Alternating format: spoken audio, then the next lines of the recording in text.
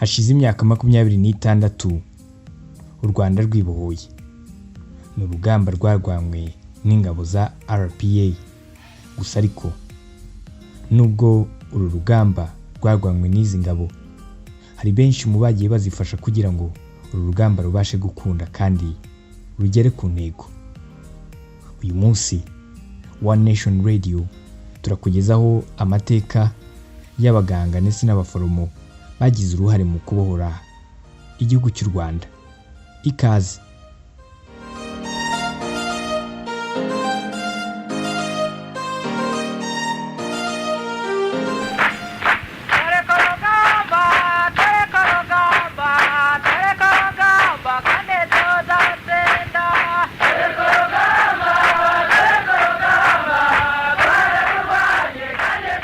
Muri uyu mwaka wa 2020 turi kwizihiza umwaka wa 26 u Rwanda rwibohoye.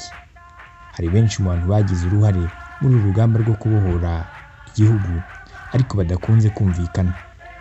Muri abo twavuga nk'abaganga ndetse n'abaforomo bavuraga abasirikare babaga bakomerekeye ku rugamba.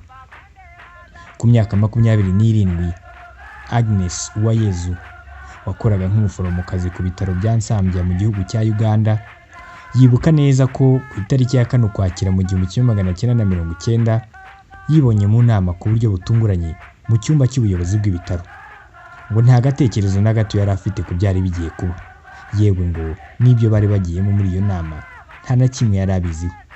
Nyamara ariko iyo niyo yari itariki yo kwinjira urugamba rwari rwatangiye ku itariki ya 1 Ukwakira mu 1990. Muri icyo cyumba Uwayezu ngo yasabwe n'abantu atarazi kwegura ku kazi yakoraga maze akifatanya n'ingabo za RPA mu rugamba rwo kubohora u Rwanda. Urabyumva neza ko yarakiri muri Uganda, bari bagiye kwinjira igihugu cy'u Rwanda. Inama ngo yagiye kurangira amaze kumva neza ibyo asabwa, ndetse ahita bemerera ko agiye kwifatanya nabo, ariko abasaba umwanya wo kubanza kubitekerezaho neza. Iyo nama ngo yarangiye ku buryo bw'amayobera, buri wese ahita aciye nzira, ngo bameze nk'abantu bataziranye batigeze banagira aho bahurira mu buzima. Nyuma y'uwo munsi ngo abandi bantu batatu baje kongera kumubaza igihe azatangirira kwifatanya n'abandi ku rugamba, ariko yongera kubasaba kandi kanya kugira ngo afate icyemezo yatekerejeho neza. Muri iyi nkuru Uwayezu yaganiraga n'ikinyamakuru cya Kigali Today ko muri icyo gihe atasinziraga kuko yibazaga ku byo asabwa, ari nabwo ku itariki ya 9 Ukwakira mu 1990 ngo yahise afata umwanzuro uhamye.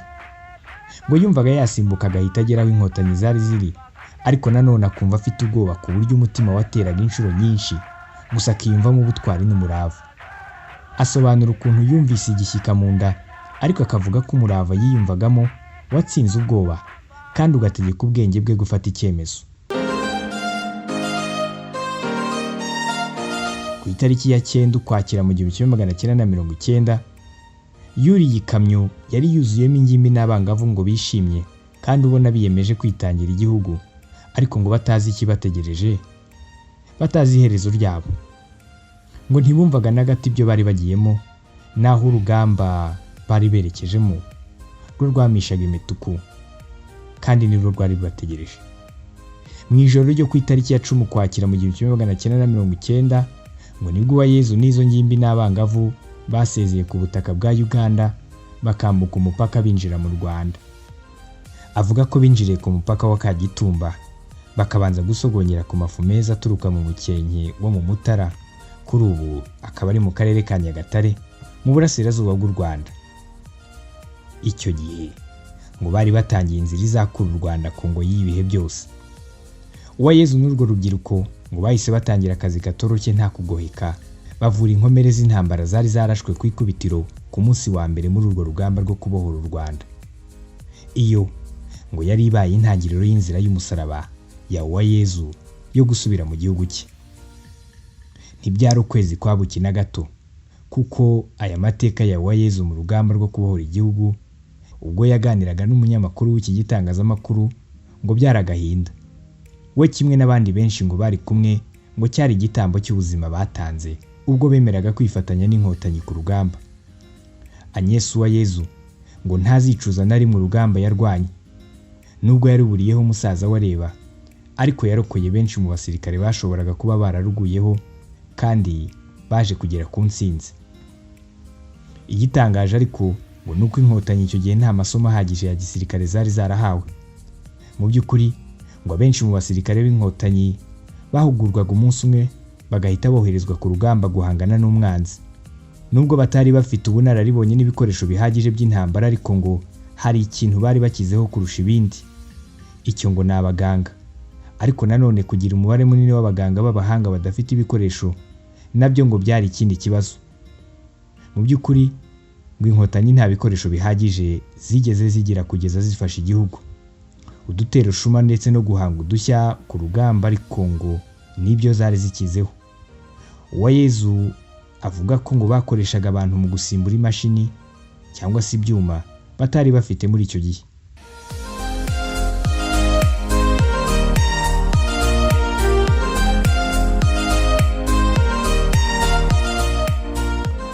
Muri icyo gihe kandi ngo hari n'abaganga b'abarakare. Colonel Retired Dr Karenzi wayoboraga ibitaro bya gisirikare bya Kanombe mu minsi ishize, nawe yaganiriye n'iki kinyamakuru muri icyo gihe. Avuga ko icyo gihe ku rugamba yari umuyobozi w'abaganga ku rugerero rwo mu Mutara. Avuga ko nta yandi mahitamo bari bafite usibye ubunararibonye bari bafite mu kiganga bwo gukora akazi bijyanye n'ibihe barimo. Icyakora avuga ko bitari igisubizo kirambye ku bibazo bari barimo. Gusa ngo bakoze byinshi nta bikoresho, ariko nanone ibyo ni bike mu byo bashoboraga gukora bafite ibikoresho. Uwayezu yibukana agahinda kenshi bari bafite, aho ngo umuganga umwe ariwe washoboraga kubaga mu mutwe, ku buryo ngo nta kundi bagombaga kubyifatamo ku nkomere zagize ibikomere bigera ku bwonko. Akavuga ko inkomere nyinshi zari zimeze nk'izo ziri muri iyo mimerere zitabashije kurenga urugamba. Mu gihe bavuriraga ahantu hatajyanye n'igihe kandi bamwe bavuga ko byashoboraga no kugira ingaruka ku nkomere. Colonel Retired Dr Karenzi we avuga ko gukoresha ngo ubu buryo byari byiza kubwifashishiriza mu ishyamba kuruta uko bari kubikorera mu nzu cyangwa ahandi hantu hafatika. Muri icyo gihe ngo inzu zari mbi cyane kuko inkomere ngo zashoboraga kuhandurira izindi ndwara. Akavuga ko bari bameze neza mu bihuru no mu bitoki munsi y'amakoma, kuko aho ho nta dusimba tundi twari duhari twakwanduza inkomere. Icyakora nanone ngo muri ubwo buryo bwo ku karubanda nanone ngo hari ibindi bibazo byashoboraga kuvuka kuko babaga bitegeye umwanzi. Atari ko twagombaga kwihisha kuko twari inyeshyamba. Inkomere muri icyo gihe ngo bazitwikirizaga amababi y'ibiti, amahema bakayabika neza ahantu hasukuye, bakazihakura igihe bibaye ngombwa ko bimuka. Muri icyo gihe cyo kwimuka iyo cyageraga ngo byabaga ari ibindi bibazo kuko abaganga bitwazaga ibyo bakeneye byose, agasanduku bifashisha mu buvuzi ndetse n'imiti. Ngo hari ubwo wasangaga bata bimwe mu bikoresho kuko nta modoka bagiraga yo kubibatwaza kandi nta gihe cyo gutakaza babaga bafite. Gusa ngo bageze naho bifashisha ingamiya. Muri uru rugamba rwo kwibohora ibikoresho ngo byagiye biba ikibazo gikomeye cyane. Abasirikare ngo babaga bagomba gukora ingendo ndende cyane n'amaguru, kandi nyamara ngo naho bagendaga hatoroshye kubera imisozi yo mu Rwanda. Ibikoresho nabyo ngo byabaga bigomba kwikorerwa ku mutwe n'abantu. Urugamba rero aho rwimukiye mu majyaruguru y'u Rwanda muri icyo gihe, bamwe mu basirikare ngo bananiwe kurira imisozi miremire y'ibirunga nka Muhabura ndetse na Gahinga. RPA ngo byabaye ngombwa ko ishaka ingamiya zo kwikorera ibikoresho by'urugamba zibyuriza iyo misozi. Ngo ariko hari aho byageraga n'ingamiya zikananirwa bakazisiga ziruhuka, bikaba ngombwa ko abasirikare nubwo babaga bananiwe babyikorera kugeza bageze hejuru kuri iyo misozi. Nyamara ariko ngo n'ibyo ntibyari bihagije kuko hiyongeragaho n'ikibazo cy'ubukonje bwinshi cyane bwo muri iyo misozi yo mu majyaruguru y'u Rwanda. Kubera ko ibibazo byinshi byari bihari muri icyo gihe, abasirikare benshi b'inkotanyi ngo batikiriye muri iyo misozi. Hariho ngo umunsi umwe abaganga ngo babyutse banahura n'ikibazo gikomeye, aho benshi mu basirikare bafashwe n'indwara yo gucibwamo. Nubwo bitatinze ariko Colonel Retired Dr Karenzi yatangarije ikinyamakuru ko byateje ibibazo bikomeye cyane ngo byabaye ngombwa ko abaganga bakoresha ubunararibonye bwabo mu gukumira uko gucibwamo, ariko ngo byarabahenze cyane nk'uko Colonel Retired Dr Karenzi abivuga. Mu by'ukuri ngo RPA yarwanaga intambara ebyiri icyarimwe. Mu gihe urugamba rwabaga rumisha imituku, abaganga nabo ngo bagombaga kuba bari aho ngaho nta byo kuhakura ukuguru. Ngo biragoye ko bakwibuka umubare w'abasirikare babaguye mu biganza, nta nubwo ngo baba ari abasirikare babaguye imbere bategereje ubufasha, ariko nanone ngo ntibabara bo bavuye bagakira.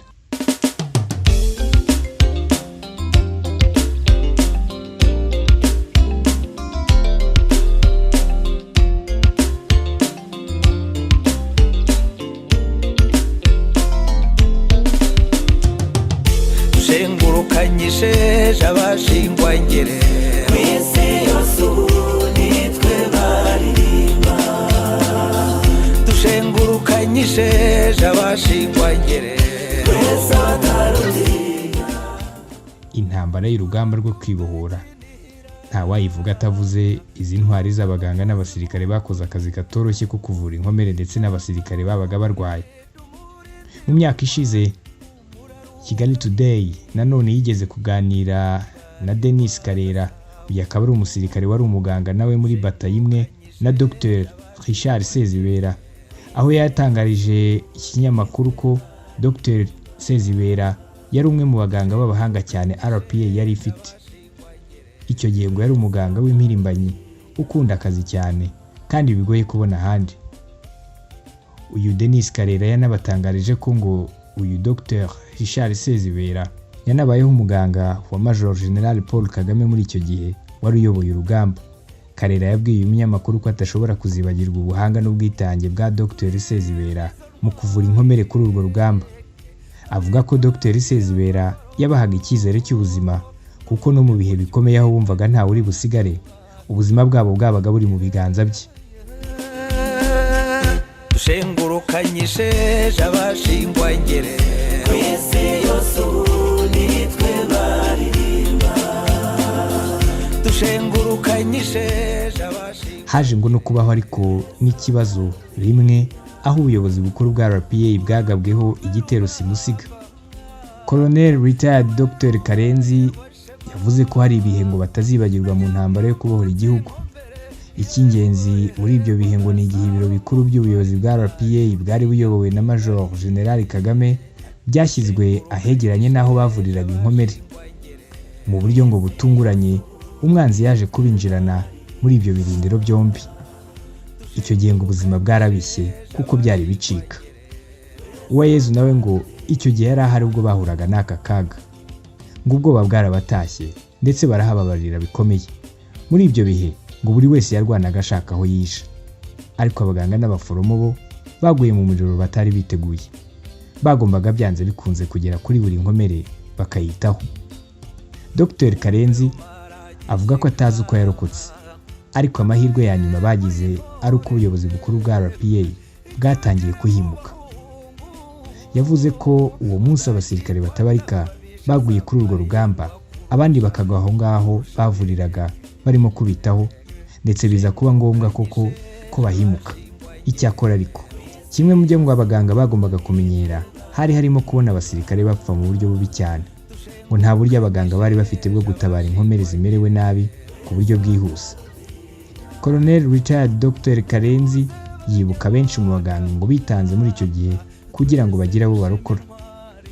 Uwayezu we muri uru rugamba ngo yiboneye n'amaso umusaza wapfa nyuma y'uko umwanzi ngo amurashe mu gifu. Icyakora akavuga ko yarokokeye kubyina insinzi igihugu kimaze kubohorwa. Yasoje aganira n'iki kinyamakuru avuga ko igihe bava Kampala we nabo bari kumwe bavugaga ko bazarwana kugeza bapfuye cyangwa batsinze bakabaho. Kandi koko kuri we intsinzi yarayibonye, kuko nyuma y'urugamba rwo kubohora igihugu yakomereje imirimo y'ubuvuzi mu bitaro by'umwami Faisal. Ariko nanone si ibyo gusa, kuko yaje no gukurira inama y'igihugu y'abaforomo n'ababyaza. Bana b'u Rwanda dusengurukanyije abashingwa ngere kwisi yose ubu nitwe baririmba. bw'ubuhamya bwa bamwe mu baganga bari ku rugamba rwo kubohora igihugu. Tubashimiye kuba mukomeje gukurikira ibiganiro byacu. Nitwa Simeon Stizo Muhumuza. Iyi mukurikiye ni One Nation Radio. dushengurukanyije abashingwa ngere twese abatarutinya